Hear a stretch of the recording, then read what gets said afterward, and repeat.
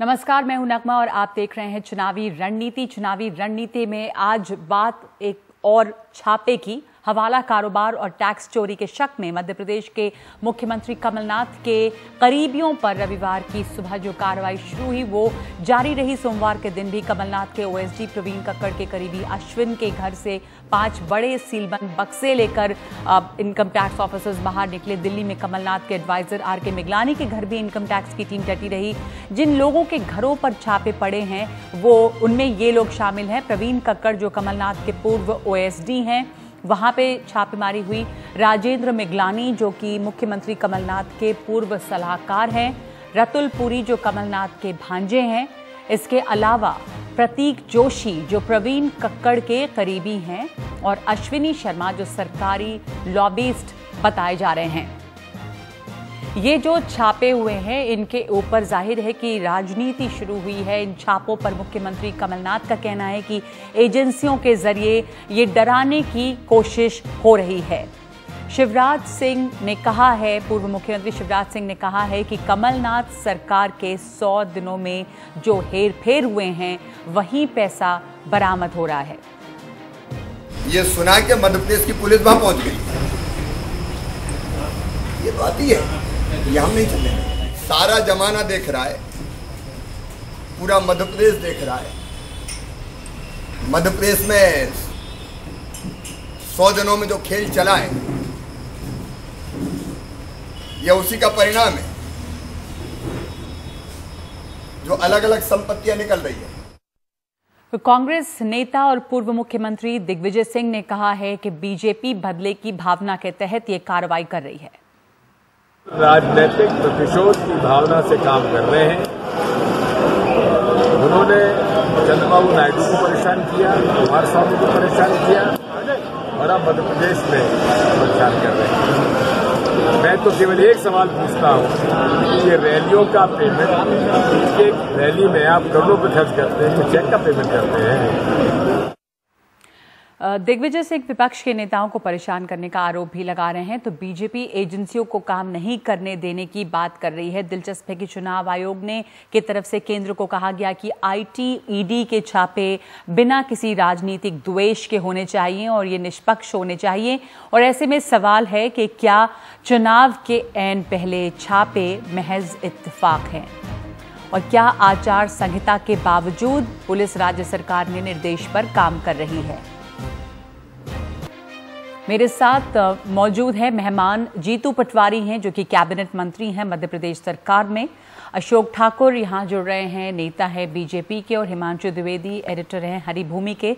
जीतू पटवारी, मैं आपसे शुरू करना चाहती हूँ। आपने सुना कि शिवराज सिंह कह रहे हैं कि जो 100 दिनों में हेरफेर हुआ है ये उसी का नतीजा है जो करोड़ों रुपए बरामद हो रहे हैं। नगमा, मैं पहले तो इस बात के लिए आपको धन्यवाद दूंगा कि भारतीय जनता पार्टी की जो सरकार बनी और खासकर नरेंद्र मोदी जब से देश में प्रधानमंत्री बने, मैं समझता हूं कि जो आईटी की रेट होती है या हमारे जितने भी इस तरह की एजेंसियां होती है जिन पर भारत सरकार का आधिपत्य होता है, मैं इसके आरोप कोई मैं नहीं लगा रहा हूं, मीडिया ने भी जोर शोर से समय समय पर हर वक्त लगाया है। जहां तक नरेंद्र मोदी जी का सवाल है, उनकी सरकार का सवाल है और ये इस तरह की कार्रवाइयों का सवाल है, ये देश के और तंत्र के सुधार के लिए हो तो इनका स्वागत करना चाहिए। किसी पार्टी का कोई व्यक्ति हो, किसी पार्टी पर कोई बैठा हुआ किसी पद पर कोई व्यक्ति हो, उसको नियमों से बंधा होना चाहिए। पर आप देखोगे कि जो मध्य प्रदेश में छापेमारी हुई, इस पर जो 2 लोगों के यहां से संपत्ति निकली और 3 लोगों के यहां और उन्होंने टोटल 5 लोगों के यहां पर छापेमारी की है, जिसमें अश्विनी शर्मा और जो जोशी है उसका कांग्रेस से नहीं भारतीय जनता पार्टी से लेना देना है। अव्वल तो आपका जो वक्तव्य था कि प्रवीण कक्कड़ के करीबी माने गए हैं, वो भारतीय जनता पार्टी के मंत्रियों के और भारतीय जनता पार्टी के लोगों के करीबी माने गए हैं, माने नहीं गए, उस पर दस्तावेज बन। सेकेंड, जो भारतीय जनता पार्टी की अपनी सोची समझी रणनीति होती है, आप देखो कि वीरभद्र सिंह जी के यहाँ आईटी की रेट हुई थी, किस दिन हुई, या सीबीआई के लोग गए थे, किस दिन गए, जिस दिन उनकी बेटी की शादी थी। डी.के. शिव कुमार जी के यहाँ इनकम टैक्स की रेड हुई, जब गुजरात के सारे विधायक, मैं खुद भी वहां मौजूद था, जब मैं प्रभारी था गुजरात का, उनके एक क्लब पे हम ठहरे थे, तब हुई। आप देखो डीके शिव कुमार के यहाँ कब रेड होती है, जब सरकार उनके विधायकों की खरीद फरोख्त में लगी रहती। आप ये देखो ममता बनर्जी हुई, अहमद पटेल हुए, चंद्रबाबू नायडू हुए। मैं आपसे अनुरोध करना चाहता हूँ, बात पूरी होने दें। आप इस पूरे घटनाक्रम को आप देखो तो भारतीय जनता पार्टी अलोकतांत्रिक तरीके से विपक्ष को दबाकर किस तरीके से भारतीय जनता पार्टी का जो तानाशाही चेहरा है वो देश के सामने आता है। ठीक है, मैं आपसे यही पूछ रही हूं कि आपकी तरफ से या कांग्रेस की तरफ से एक ही दलील है कि भारतीय जनता पार्टी जो है वो गलत इस्तेमाल कर रही है एजेंसियों को और दबाने और डराने की कोशिश कर रही है, कहीं कोई गड़बड़ नहीं है। क्या ये दलील काफी है? जो पैसों का लेन देन हुआ है वो उस पर आप कोई सफाई नहीं देंगे, सिर्फ कहेंगे कि ये डराने की कोशिश की जा रही है? आप बता दें। हाँ, नगमा आप देखो कि इतनी बड़ी रेट हुई, 500 सीआरपीएफ के जवान आए, संघीय व्यवस्था को निस्त नाबूद किया गया, प्रदेश की चुनी हुई सरकार की एजेंसियों को बताया नहीं गया। मैं यहाँ पे अशोक ठाकुर जी को इसमें शामिल करना चाहती हूँ। एक मिनट सर, वापस आऊंगी आपके पास। आपने तमाम बातें अपनी कही हैं, आपको समय मिला है, 1 मिनट वापस यहाँ पे सवाल पूछ लेने दीजिए। आप ही का सवाल पूछ रही हूँ कि जो बार बार तमाम लोग विपक्ष के आरोप लगा रहे हैं। बात पूरी होने दे, फिर जीतू पटवारी जी वापस आऊंगी आपके पास, 1 सेकंड रुक जाइए। मैं आप ही का सवाल यहाँ से बीजेपी से जवाब चाहती हूँ कि लगातार आरोप ये है कि आप लोग एजेंसियों का इस्तेमाल जो कर रहे हैं डराने धमकाने के लिए।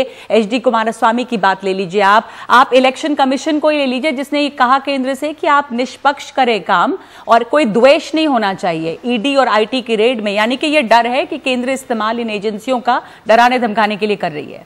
देखिए, अभी कांग्रेस के प्रवक्ता आपके सामने बोल रहे थे और उन्होंने 2 विरोधाभासी बयान दिए। पहले तो उन्होंने कहा कि रेड में दोनों पार्टियों के लोग थे, बीजेपी के करीबी लोग। उन्होंने अभी कहा, हम सभी सुन रहे थे, अगर दोनों पार्टियों के थे, वैसे तो नहीं थे, लेकिन अगर वो कह रहे हैं तो इसका मतलब जितना आयकर विभाग है वो निष्पक्ष काम करे। तो मैं सबसे पहले तो आयकर विभाग के अधिकारियों को बधाई देना चाहता हूं और उम्मीद करता हूं कि भविष्य में भी निष्पक्ष होकर इसी तरह की कार्रवाई करते रहे और कोई भी भ्रष्टाचारी हो, काले धन वाला हो, जिन्होंने ट्रांसफर को धंधा बनाकर पैसे इकट्ठे किए हैं, ये सब लोग जिनके यहाँ छापे पड़े हैं, ये वो ट्रांसफर का धंधा करने वाले हैं जो कांग्रेस की सरकार आते ही शुरू हो जाता था। मतलब चाहे बीजेपी के लोग, वो कह रहे थे कि बीजेपी के करीबी हैं। अगर उन्होंने कहा है तो अभी मुझे नहीं पता, क्योंकि वो कुछ भी कह सकते हैं। कांग्रेस के लोग कह रहे हैं कि बीजेपी के करीबी, कांग्रेस के लोगों की स्टेटमेंट जो है वो हमेशा निराधार होती है, लेकिन वो कह रहे हैं, मैं उसकी बात को मानकर कर रहा हूं, लेकिन भविष्य में क्या होगा। दूसरी बात, दूसरी बात ने कहा कि मेरा संबंध भारतीय जनता पार्टी से है, ये मैंने नहीं कहा, अखबारों में, मीडिया में आपको बयान मिल जाएगा। मैं उसकी पुष्टि इसलिए नहीं करूंगा क्योंकि अभी मुझे उसकी जानकारी नहीं, आपने कहा, मैं उसी आधार पर कह रहा हूं, फिर आपको सरकार के ऊपर आरोप लगाने का अधिकार आपका समाप्त हो गया। ठीक है, लेकिन मैं आपसे एक और सवाल, अशोक ठाकुर जी, एक और सवाल पूछ आपसे मैं पूछना चाहता हूं कि जो पैसा पकड़ा गया, काला धन, वहां पर जो ये 100 दिन के अंदर जो भ्रष्टाचार के माध्यम से इकट्ठा पैसा पकड़ा गया, उस पर आपका जवाब क्या है? उस पर क्या सफाई है आपकी? वो उस पर आप बोलेंगे नहीं? आप बोलने दीजिए, अब जवाब तो देने दीजिए। मैंने पहले वक्तव्य में कहा ये बात कि कोई भी कानून के सम्मत काम होता है, कोई एजेंसी सदुपयोग से देश के कानून की रक्षा करती है, उसका स्वागत करते हैं। पर पूरी घटनाक्रम को आप देखोगे, 500 आपने सीआरपीएफ के जवान भेजे, लोकल एजेंसी को एक को भरोसे में नहीं लिया, यहां तक कि चुनाव आयोग को आपको बताना चाहिए, उसके तहत आना था, और खोदा पहाड़ और निकली चुईया।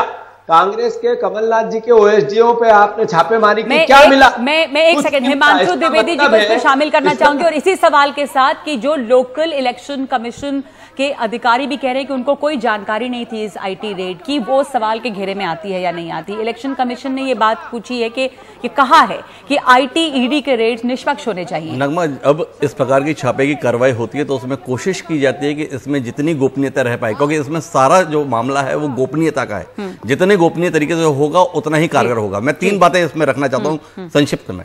एक तो ये कि जीतू पटवारी ने अपनी दलील से अब तक जो कांग्रेस कह रही थी उसको धराशायी कर दिया। उन्होंने ये कहा कि भारतीय जनता पार्टी के करीबी हैं जिनके पास से रकम बरामद हुई। अगर भारतीय जनता पार्टी के करीबियों के पास से रकम बरामद हो रही है तो कांग्रेस के खिलाफ दुराग्रह पूर्वक कार्य किया गया, ये दलील धराशायी हो जाती है। दूसरी बात यह है कि मैं इस बात से इत्तेफाक रखता हूं कि यह निश्चित रूप से प्रतिद्वंदी पार्टियों को प्रताड़ित करने की दिशा में एजेंसियों के इस्तेमाल का विषय है। वो इसलिए कि पिछले 5 साल के कार्यकाल को अगर आप देखते हैं मौजूदा केंद्र सरकार के, तो इस सरकार ने जब भी ऐसी कार्रवाइयां की हैं तो वो हमेशा प्रतिपक्ष के नेताओं के संदर्भ हुई है। भाजपा की सरकार तमाम राज्यों में मौजूद है, लेकिन भाजपा के किसी मंत्री के यहां कार्रवाई होते हुए हमने नहीं देखा है। लेन देन की बात हो, तबादले की बात हो, खदानों का मामला हो, दुकानों का मामला हो, इन सब में भाजपाइयों की संलिप्तता के मामले आते हैं, लेकिन उसमें किसी केंद्रीय एजेंसी के द्वारा किसी भी भाजपा के प्रोमिनेंट लीडर या नेता के संदर्भ में कार्रवाई होते हुए हमने नहीं देखा है। ठीक है, इसलिए यह सवाल उठता है कि क्या ये निष्पक्ष है। दूसरा सवाल ये उठता है कि जब चुनाव करीब आते हैं तो समय ठीक उसके पहले क्यों ये रेड्स होने लगती है। चुनाव के ठीक पहले समय पे सवाल उठ रहा है। एक ब्रेक लूंगी मैं चुनावी रणनीति में, आपके पास आऊंगी अशोक जी इसके बाद।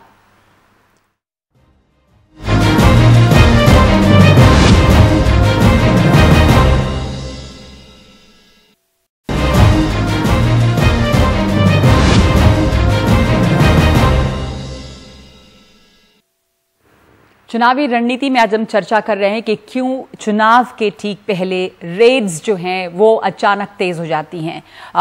उससे पहले अशोक ठाकुर, मैं आपसे ये सवाल पूछना चाहती हूं कि अरुणाचल में जो पीएम की रैली के पहले कैश बरामद हुआ और जिस पर बीजेपी का कहना है कि वो किसी उनकी पीएम मोदी की रैली के ठीक पहले पैसे बरामद हुए थे 1.8 करोड़, तो 1 करोड़ 80 लाख, इसके बारे में बीजेपी का क्या कहना है? अब वोट फॉर नोट, ये तमाम बातें आई, पर आपने कहा कि वो उनका निजी पैसा था, ये क्या सफाई है? नहीं, देखिए, अगर वो पकड़ा गया है तो निष्पक्ष कार्रवाई है, तो ये तो दूसरा आरोप भी खत्म हो जाता है कि बीजेपी के लोग या उससे संबंधित लोग पकड़े नहीं जाते। जो कार्रवाई चुनाव आयोग के द्वारा है, ठाकुर, चुनाव आयोग ने कार्रवाई करी और निष्पक्ष रूप से हुई, और जिसका भी पैसा है वो पकड़ा गया है। बीजेपी से उसका चुनाव आयोग द्वारा कार्रवाई, या फिर चुनाव आयोग जो है वो ये भी कह रही है कि निष्पक्ष कार्रवाई की जाए, बिना किसी द्वेष के की जाए, यानी कि चुनाव आयोग को भी कहीं कुछ नजर आ रहा है कि दो बातें हैं जो ये आरोप है, मैं इसलिए निराधार है, उसका कारण है। आप देखिए, काला धन प्रयोग कब होता है?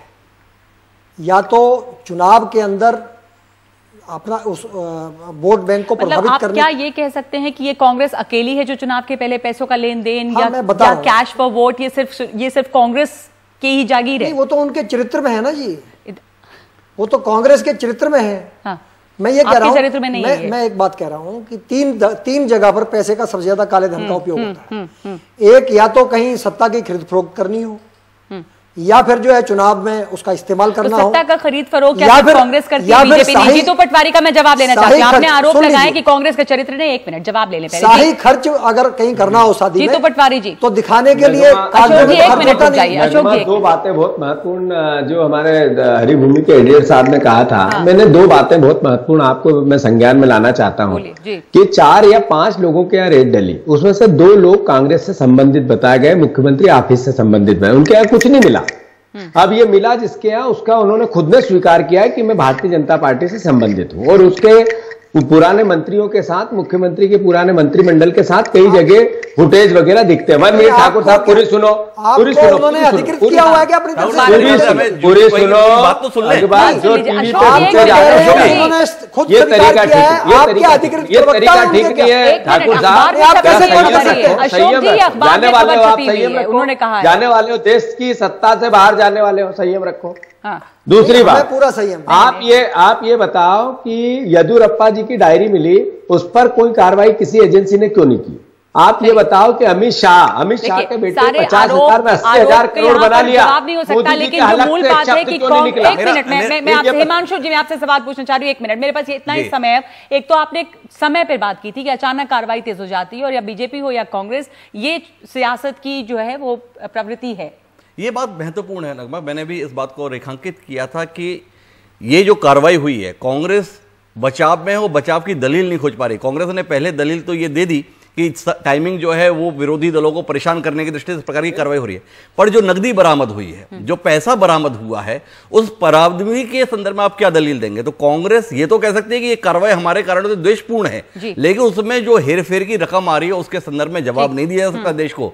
लेकिन महत्वपूर्ण बात यह है कि ये काम केवल कांग्रेस ही नहीं, बाकी पार्टियों के द्वारा भी की जा रही है। अभी हाल ही में एक स्टिंग आया था जिसमें स्वयं बिलासपुर के सांसद हैं भारतीय जनता पार्टी के लखनलाल साहब, उन्होंने स्वीकार किया कि प्रधानमंत्री मोदी की सभा में 2014 में मैंने 1 करोड़ 10 लाख रुपए खर्च किया। 1 करोड़ 10 लाख रुपए वो व्यक्ति बोल रहा है जिसके चुनाव खर्च की सीमा ही 30 लाख, 40 लाख, 50 लाख निर्धारित है। तो कुल मिलाकर महत्वपूर्ण बात है कि पिछले 5 सालों में जितनी भी ये साफ सफाई हो रही है वो विरोधी दल के नेताओं के संदर्भ में हो रही है, सत्तारूढ़ दल के नेताओं के यहाँ ये सफाई देखने को नहीं मिलती है। इसलिए सरकार या एजेंसियों की जो कार्रवाई है वो संदेह के दायरे में आती है कि इसकी मंशा वाकई अपराध खत्म करने की है या विरोधियों को खत्म करने की है। अपराध खत्म करने की या विरोधियों को खत्म करने की, और जो भी सत्तारूढ़ दल होगा उसकी तरफ से कार्रवाई विरोधियों को ही के ही खिलाफ होती है। इसके मामले में भी शायद या तो बीजेपी अकेली नहीं है, कांग्रेस भी करेगी, और आपके पास भी जवाब नहीं है कि आपके वहां से जो पैसे हैं वो कारोबार, अभी मेरे पास समय नहीं है। नहीं, ये तो गलत है कि काला धन किसी आपके विरोधी के पास है, आपके पास नहीं, पर अभी मेरे पास इतना ही समय है। एक भी रेट बताइए जिसमें पैसा नहीं पकड़ा गया। आपने अभी हिमांशु जी ने जो अब सवाल और मिसाल दी कि कैसे पैसे पकड़े गए थे, पर अशोक जी अभी इतना ही समय है मेरे पास, आगे इस पर भी बात होती रहेगी कभी और। चुनावी रणनीति में आज के लिए इतना ही। बहुत बहुत धन्यवाद अब आप तमाम लोगों का।